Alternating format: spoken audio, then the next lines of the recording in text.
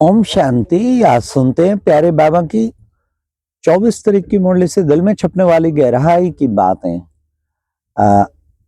आज की मुरली में बाबा ने कितना सुंदर हम बच्चों को बताया कि बच्चे, हम सब आत्माएं हैं और आत्माओं के नाते हम सब भाई भाई हैं। जब भाई भाई हैं तो फिर किस बात की लड़ाई? तुम हो आत्मा, हमें आत्मा, आपस में सब भाई भाई।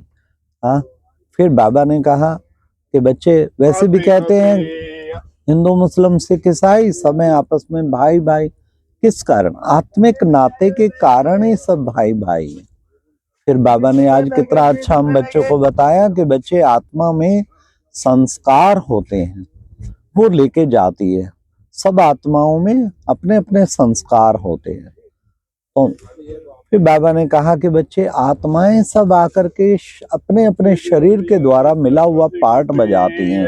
इसलिए बच्चे, खुद को आत्म अभिमानी बनना है और ये फील करना है कि कैसे मैं आत्मा इस शरीर द्वारा पार्ट बजा रही हूँ। फिर आज बाबा ने कितना सुंदर बताया कि बच्चे, मैं कौन हूँ? मैं सत्य चित्त और सत्य हूँ, चैतन्य हूँ और अमर हूँ, आनंद स्वरूप हूँ। बाबा ने कहा मुझे ज्ञान का सागर कहते हैं। मेरा काम है पतितों को आके पावन बनाना। उसके लिए मैं इस सृष्टि के अंत में और सबके अंतिम शरीर में आके, इस ब्रह्मा के भी अंत के भी अंतिम शरीर में आके प्रवेश करता हूँ।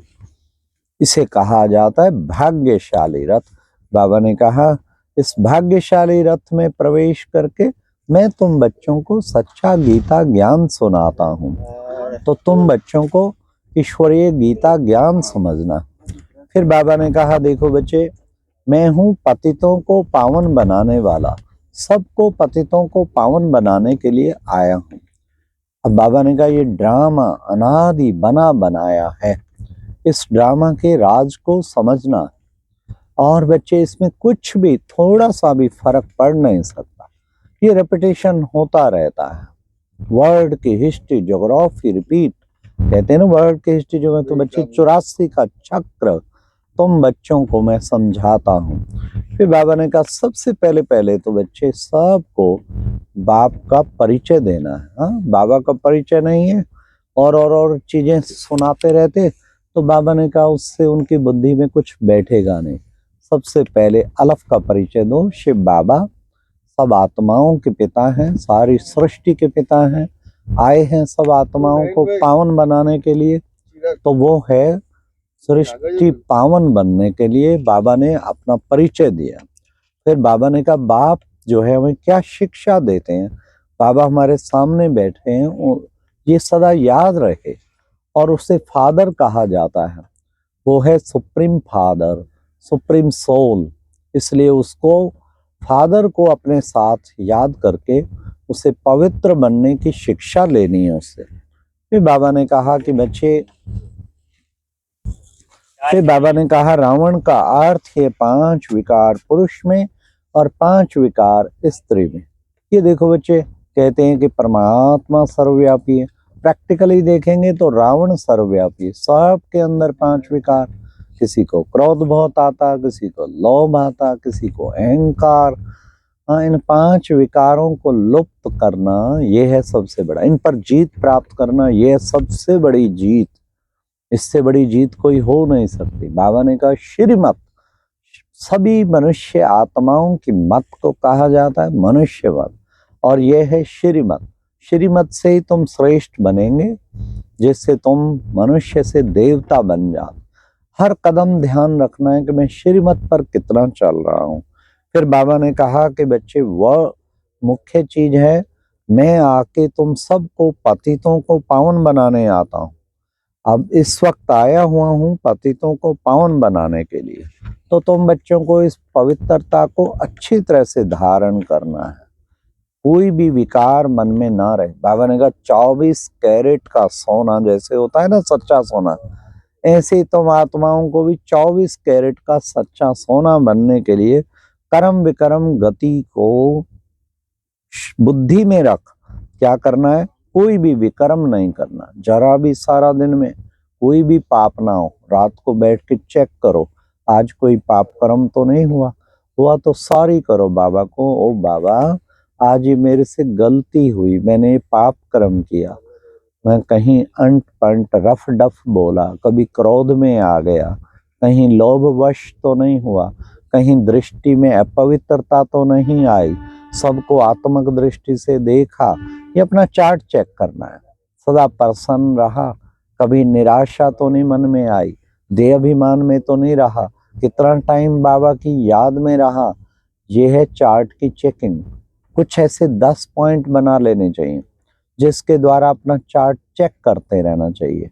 और जहां भी कोई गलती हो बाबा से माफी मांगनी चाहिए रात को, प्यारे बाबा ये मेरे से गलती हुई, आगे मैं बिल्कुल ऐसा पाप कर्म नहीं करूंगी। ऐसा भी नहीं कि पाप करते रहो और माफी मांगते रहो, नहीं, फिर तो पाप आत्मा बन जाएंगे। बाबा ने कहा घड़ी घड़ी जो फेल होगा ना वो लास्ट फेल ही हो जाएगा, इससे बड़ा ध्यान रखना है। फिर बाबा ने कहा कि देखो बच्चे, गीता ज्ञान गाया जाता है ना, सर्व शास्त्रमयी शिरोमणि गीता। देखो बच्चे, वो आके बाबा कब सुनाता है? इस कलयुग के अंत में। और इस ईश्वरीय ज्ञान गीता ज्ञान को सुन के मनुष्य फिर सतयुगी दुनिया के लायक बन जाता है। आज बाबा ने कहा अपने संस्कारों को पावन कैसे बनाना है? बाबा की याद से ही आपके संस्कार पावन बनेंगे। फिर बाबा ने कहा कि बच्चे उसके लिए तुम बच्चे देह सहित देह के सब धर्मों को छोड़ निज को आत्मा समझ इमाम एकम याद करो, एक मुझे याद करो, मन मना भाव मन को मेरे में लगा। हाँ, तो उससे क्या होगा? तुम्हारे सारे संस्कार पावन हो जाएंगे। फिर बाबा ने कितना सुंदर कहा कि बच्चे देखो, सतयुग की आयु लाखों वर्ष कह देते, और भाई लाखों वर्ष तो होती नहीं है, ये पूरा चक्र 5000 वर्ष का है जो हूबहू रिपीट होता रहता है। कई आत्माएं कहती है नहीं, हम ये आना आना जाना हमें पसंद नहीं, आवागमन के चक्कर से दूर हम मुक्ति में चले जाएं। बच्चे ये हो नहीं सकता, सबको वापस जाना ही है। मुझे भी आना पड़ता है हर कल्प के अंत में, मैं भी इस ड्रामा के बंधन में बांधा हुआ हूं, तो तुम कैसे छूट सकते हो? वाणी से परे है वो इनकॉर्पोरियल वर्ड। जैसे बाबा ने कहा वर्ड है जहां आत्माएं रहती हैं, इसलिए वापस जरूर जाना है हमें।